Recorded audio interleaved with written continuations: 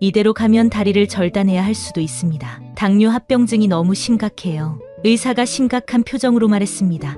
하늘이 무너지는 것 같았습니다. 그렇게 한 달 동안 병원 신세를 졌어요. 옆 병실의 할아버지는 결국 다리 절단 수술을 받으셨죠. 그분의 울음소리, 휠체어에 앉아 절망하는 모습, 그리고 아들이 울면서 간호하는 모습을 보고 있자니 내 자식들한테 이런 고통을 주면 안 되겠다는 생각이 들었어요. 이대로 가면 안 되겠다. 그날부터 시작한 작은 습관이 제 인생을 바꿨습니다. 당뇨 합병증으로 쓰러졌던 김재원 씨는 지금 매일 아침 계단 오르기를 하며 건강을 되찾으셨습니다. 여러분, 지금 이 순간에도 수많은 분들이 진작 알았더라면, 조금만 더 일찍 준비했더라면 라고 후회하고 계십니다. 최근 보건복지부 통계를 보면 은퇴 후 행복한 삶을 살고 있다고 답한 비율이 고작 23%에 불과합니다. 대부분 노후를 맞이하고 나서야 준비가 부족했음을 깨닫게 되는데 그때는 이미 늦습니다. 하지만 희망적인 소식이 있습니다. 서울대학교 노년학 연구소의 최신 연구에 따르면 60대 이후의 삶은 준비 여부에 따라 180도 달라질 수 있다고 합니다. 오늘 영상에서는 절망의 끝에서 기적 같은 인생 2막을 시작하신 분들의 이야기를 들려드리려고 합니다. 영상을 끝까지 시청하시면 지금 당장 실천할 수 있는 구체적인 방법들을 알게 되실 겁니다. 시작하기 전 구독과 좋아요 부탁드립니다. 73세 김재원 씨는 그날의 진료를 평생 잊을 수 없습니다. 20년 넘게 다니던 병원이었지만 그날은 달랐습니다. 의사가 심각한 표정으로 말했습니다. 이대로 가면 당뇨 합병증으로 다리를 자를 수도 있어요. 그 말을 듣는 순간 머릿속이 하얘졌습니다. 중환자실에 입원해 있는 동안 옆 병실의 할아버지가 다리 절단 수술을 받았다는 소식이 들려왔습니다. 그분의 울음소리를 들으며 김재원 씨는 결심했습니다. 이대로는 안 된다. 뭔가를 해야 한다. 퇴원 후 첫 도전은 처참했습니다. 2층까지도 못 올라갔어요. 다리가 후들거리고 숨이 턱까지 차올라서 1층과 2층 사이 계단에 주저앉아 한참을 울었죠. 40년간 회사 다니면서 매일 엘리베이터만 타더니 이제 내 다리로도 못 걷게 생겼구나 싶었어요. 하지만 포기하지 않았습니다. 매일 아침 신문을 사러 1층까지 내려갔다가 올라오는 것부터 시작했어요. 처음엔 2층까지, 한 달 뒤엔 3층까지. 계단 오르다가 다리가 떨리면 거기 앉아서 신문도 읽고 창밖도 보고. 3개월이 지날 무렵 첫 번째 변화가 찾아왔습니다. 5층까지 한 번에 올라갈 수 있게 됐어요. 그날 체중계에 올라가 보니 8kg가 빠져 있더라고요. 바지가 자꾸 흘러내려서 아내가 좋아라 했죠. 허리둘레가 4인치나 줄었거든요. 이때부터 계단 일기를 쓰기 시작했습니다. 오늘은 7층까지 성공. 창문으로 본 노을이 정말 예뻤다. 내일은 8층에서 노을을 볼 거야. 오늘 병원에서 당 수치 검사 많이 좋아졌다고 한다. 6개월 차 드디어 15층 완등에 성공했습니다. 그날 아내가 15층 현관문 앞에서 박수를 쳐주더라고요. 손주들도 와 있었어요. 할아버지 대단해요 하면서 그동안 참았던 눈물이 왈칵 쏟아졌어요. 이 소식이 아파트 단지에 퍼지면서 뜻밖의 일이 벌어졌습니다. 경로당에서 연락이 왔어요. 계단 운동 모임을 만들면 어떻겠냐고. 처음엔 망설였는데 제가 겪은 변화를 다른 분들과 나누고 싶더라고요. 계단 지킴이 모임이 시작됐습니다. 아침 8시 1층 로비에 모여요. 처음엔 5명이었는데 지금은 25명이나 돼요. 각자 체력에 맞춰 목표 층수를 정하고 거기서 만나 커피 한 잔 마시며 이야기도 나누고 놀라운 변화들이 이어졌습니다. 권 씨는 무릎 수술 권유받았는데 계단 운동 1년 하고 많이 좋아졌습니다. 박 씨는 고혈압 약을 줄였고 이 씨는 당뇨약을 절반으로 줄였죠. 무엇보다 서로 의지가 되니까 꾸준히 할 수 있어요. 아파트 관리실도 변화에 동참했습니다. 계단마다 창문을 달아주고 손잡이도 새로 설치해줬어요. 1층부터 15층까지 매 층마다 건강명언도 붙여놨죠. 이제는 다른 동에서도 계단 지킴이 모임이 생겼다고 해요. 2년이 지난 지금 김재원 씨의 하루는 계단에서 시작해서 계단에서 끝납니다. 아침에 신문 사러 내려갔다가 올라오고 점심에는 장 보러 나갔다가 올라오고 이제는 엘리베이터 버튼 위치도 가물가물해요. 손주들이 놀러오면 제가 업고 3층까지 올라가요. 손주들이 깔깔대며 좋아하는 게 제일 행복하죠. 전에는 식당에서 밥 먹고 헤어지는 게 전부였는데 이제는 달라요. 2년이 지난 지금 김재원 씨의 집은 가족 모임의 중심이 되었습니다. 지난달엔 설악산 케이블카를 탔어요. 정상에서 내려서 비선대까지 직접 걸어갔죠. 아들이 걱정하면서 아버지 무리하시는 거 아니에요?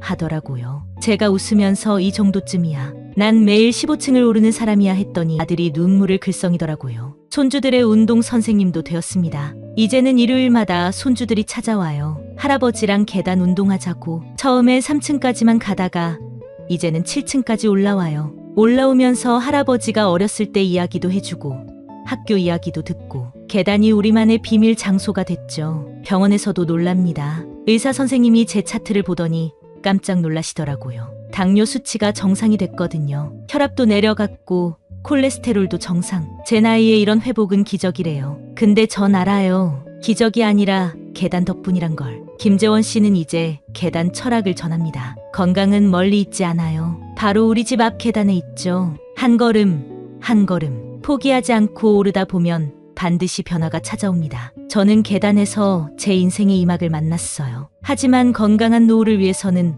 몸만 건강해서는 안 됩니다. 우리의 지갑도 건강해야 합니다. 여기 다른 사연도 한번 들어보겠습니다. 남편이 돌아가시고 처음 받은 국민연금을 보는 순간 눈앞이 캄캄해졌어요. 월 87만 원. 이걸로 어떻게 살아야 하나 싶었죠. 68세 박영숙 씨의 3년 전 이야기입니다. 마트 계산대 앞에서 500원이 모자라 귤 한 개를 뺐어요. 그때 뒤에 있던 젊은 엄마가 제가 내드릴게요 하더라고요. 너무 창피해서 얼굴이 화끈거렸어요. 그 친절이 오히려 마음의 상처로 남더라고요. 그날 이후 특별한 결심을 했습니다. 화장실에서 한참을 울다가 문득 세면대 위에 있던 빈 화장품 통이 눈에 들어왔어요. 갑자기 든 생각이 나도 언젠가 누군가를 도와주고 싶다였어요. 그래서 시작했죠. 이 통에 500원씩 모으기로. 처음엔 쉽지 않았습니다. 1,000원짜리를 받으면 무조건 동전으로 바꿔달라고 했어요. 버스 탈 때도 1,000원을 내고 500원을 받아서 통에 넣고 길에서 주운 동전, 소파 밑에서 발견한 동전까지 하나둘 모으다 보니 재미가 붙더라고요. 예상치 못한 변화가 찾아왔습니다. 동전을 모으다 보니 자연스럽게 지출이 줄었어요. 1,000원짜리 과자를 사려다가도 이걸 사면 동전 2개를 못 모으는구나 하는 생각이 들어서요. 군것질도 줄고 불필요한 지출도 줄었죠. 6개월이 지났을 때 첫 번째 기회가 찾아왔습니다. 똑같은 마트였어요. 이번엔 앞에 계시던 할머니가 1,000원이 모자라시더라고요. 제가 얼른 동전통에서 500원짜리 2개를 꺼냈죠. 그분이 고맙다고 하시는데 제 마음이 더 따뜻해지는 거예요. 이 작은 실천이 입소문을 타기 시작했습니다. 동네 미용실 원장님이 제 이야기를 듣고 감동하셨대요. 그러더니 미용실에도 동전통을 하나 놓았어요. 손님들이 거스름 돈을 그곳에 넣고 가시면 그걸로 어려운 분들 머리를 해주신대요. 동전 모으기는 이제 새로운 취미가 되었습니다. 매일 저녁 동전을 세는 게 일과가 됐어요. 100원짜리는 왼쪽, 500원짜리는 오른쪽. 동전을 세다 보면 하루가 어떻게 갔는지 되돌아보게 되더라고요. 오늘은 얼마나 절약했나, 누구를 도왔나. 1년째 되던 날 놀라운 일이 있었습니다. 동전을 은행에 가져갔더니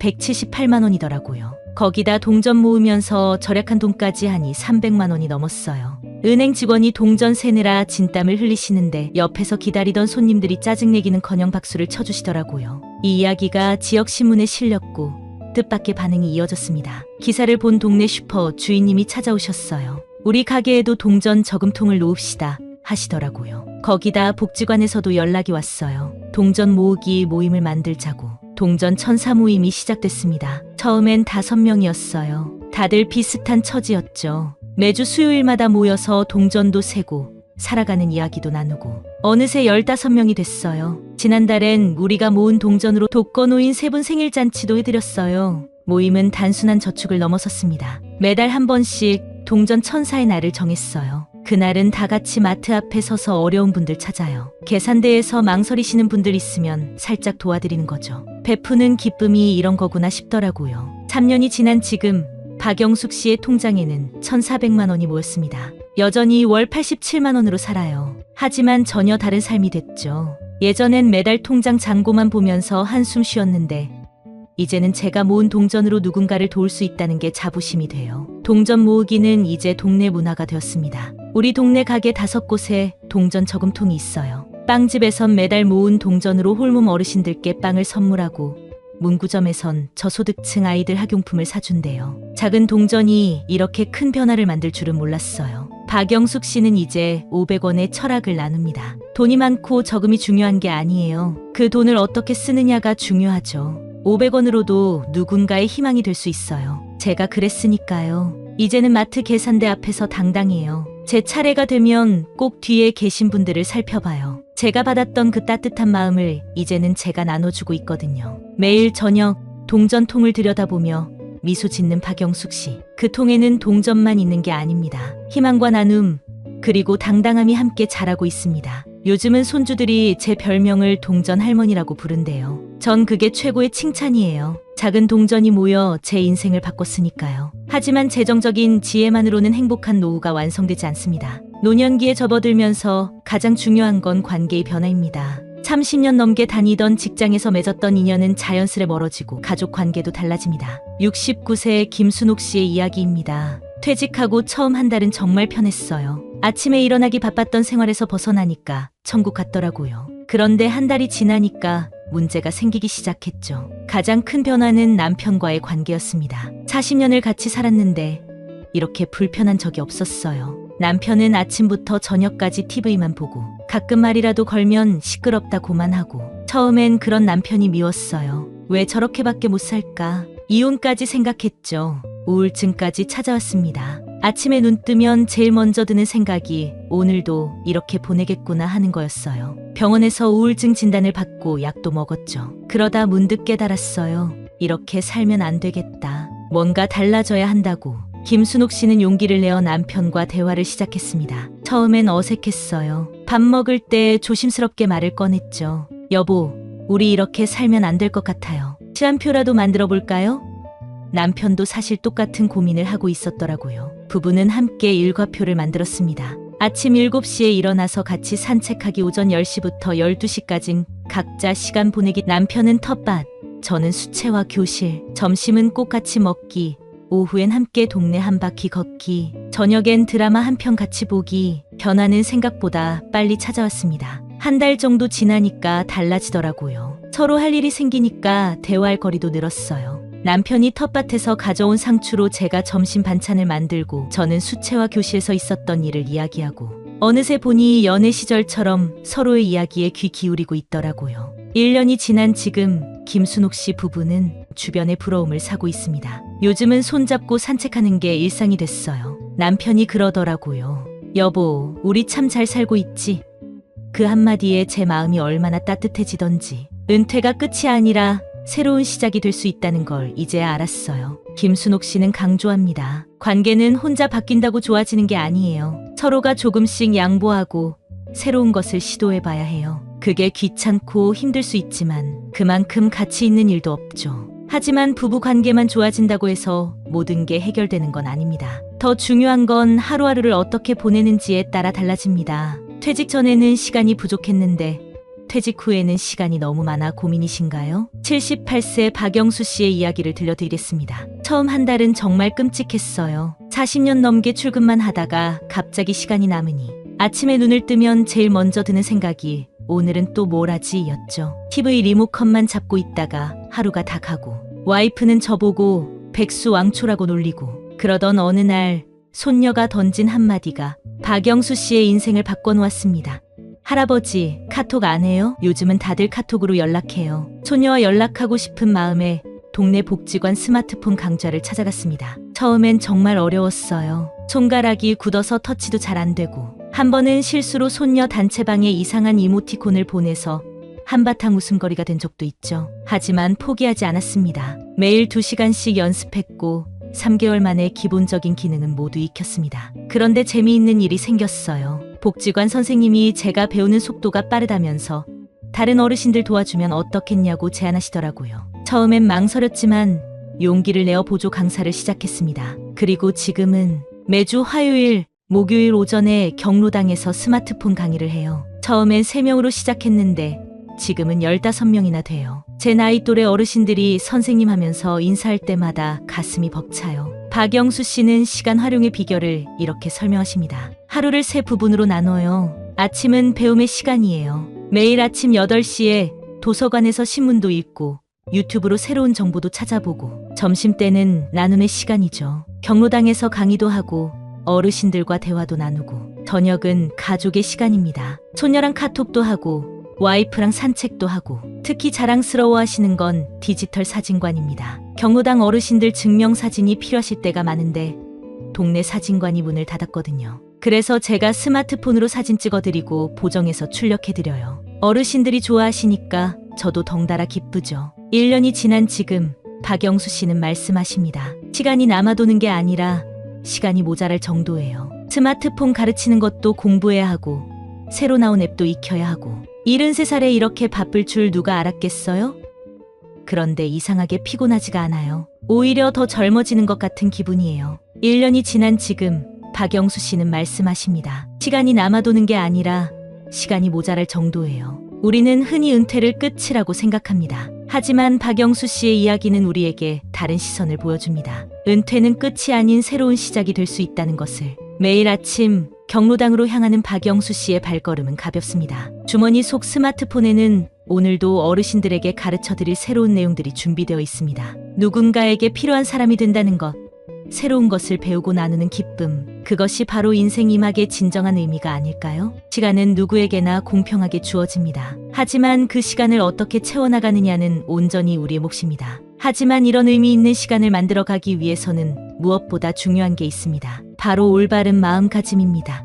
명품 가방, 고급 승용차, 강남 아파트 다 가졌었죠. 근데 지금 생각하면 그때가 제일 불행했어요. 75세 정미경 씨의 과거는 누가 봐도 성공한 삶이었습니다. 40년간 운영한 식당은 돈방석이었고 자녀들은 모두 전문직에 성공했죠. 주위에서 부러워했어요. 돈 걱정 없이 산다고. 하지만 마음은 갈수록 허해졌어요. 큰 집에 혼자 있으면 더 외롭고 비싼 차를 타고 다녀도 행복하지 않더라고요. 전환점은 3년 전 뜻하지 않은 사고였습니다. 갑자기 쓰러졌어요. 의식이 없는 상태로 3일을 병원에 있었죠. 그때 특이한 경험을 했어요. 제 인생이 영화처럼 스쳐 지나가는데 단 한 장면도 행복해 보이지 않더라고요. 퇴원 후 정미경 씨는 과감한 결정을 내립니다. 200평 대저택을 팔고 30평 아파트로 이사했어요. 값비싼 물건들도 다 정리했죠. 주위에선 미쳤다고 했어요. 특히 큰 아들이 많이 반대했죠. 엄마가 고생해서 모은 걸 왜 헌신짝처럼 버리냐고. 하지만 놀라운 변화가 찾아왔습니다.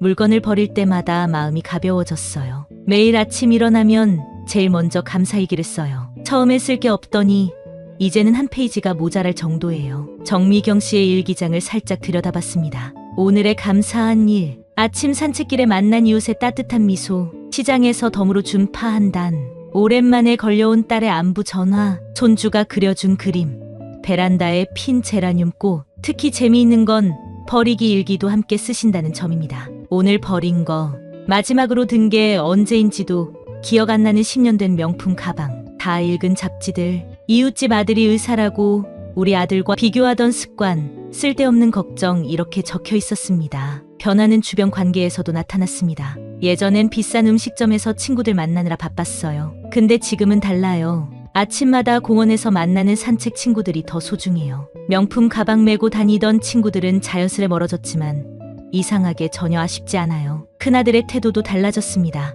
얼마 전에 큰아들이 찾아와서 웃으면서 말하더라고요. 엄마가 요즘 너무 행복해 보인다면서. 예전엔 비싼 선물 줘도 안 좋아하시더니 요새는 손주가 그린 그림 한 장에 그렇게 좋아하시냐고.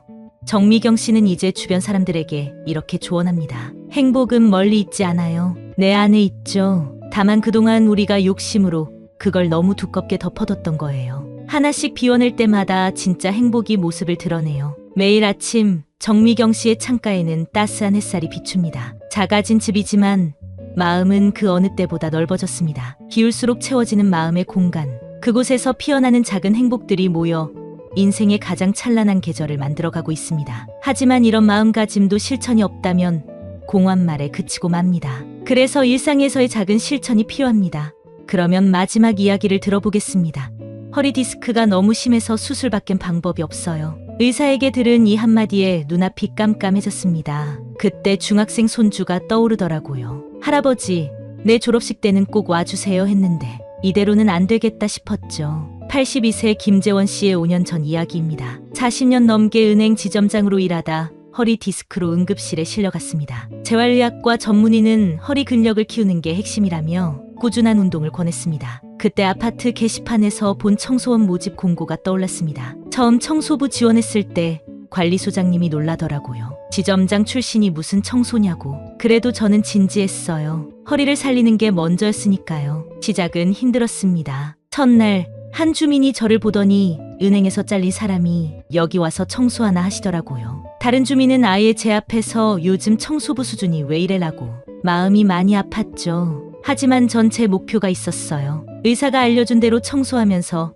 허리 근력 운동을 시작했습니다. 빗자루질 할 때마다 허리 자세를 바로 잡고 쓰레기 들 때는 무릎을 굽히고 처음엔 30분도 못 버텼는데 한 달, 2달 지나니까 조금씩 나아지더라고요. 3개월이 지날 무렵 첫 번째 변화가 찾아왔습니다. 아침마다 청소하는 일동 계단을 보고 한 주민이 그러시더라고요. 아저씨, 여기 계단이 너무 깨끗해졌어요. 감사합니다. 그날 처음으로 누군가가 제 청소를 알아봐 주셨어요. 6개월이 지나자 더 큰 변화가 있었습니다. 허리 통증이 거의 사라졌어요. 의사 선생님도 놀라시더라고요. MRI 찍어보니 디스크가 자리를 잡았대요. 수술은 필요 없다고. 그때 정말 울면서 청소했죠. 입소문이 나면서 아파트 분위기도 달라졌습니다. 이제는 주민들이 먼저 인사해 주세요. 김 선생님 이러면서 어떤 분은 제가 은행장 출신이란 걸 아시고는 재테크 상담도 하시더라고요. 청소하면서 경제 얘기하고 참 재미있죠.